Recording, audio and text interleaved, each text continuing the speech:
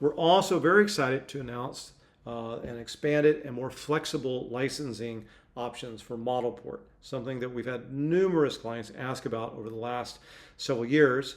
And so today we're going to be introducing our switch and floating licenses.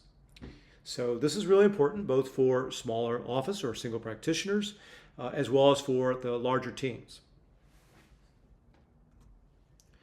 So we do still have our standard license. If you own a standard license today, which is for one computer, it does not have quite the flexibility of moving from one computer to another very as easily as the other two will, but it certainly provides you that ability to have a computer, a specific license for one computer.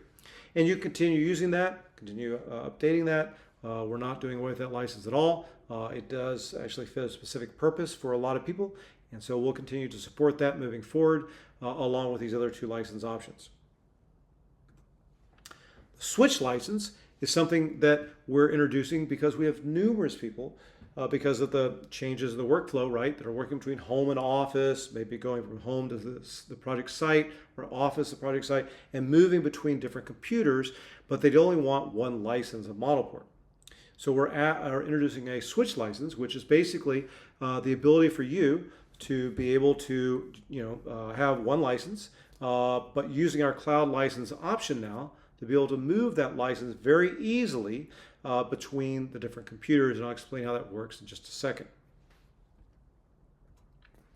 And then the other option that we're adding is the floating license. This is something that we've had both small to mid to large firms ask for because maybe they have 10 people in a firm.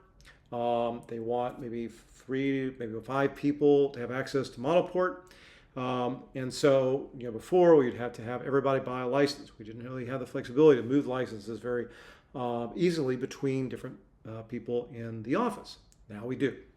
The floating license will enable you to basically quit Archicad, license return.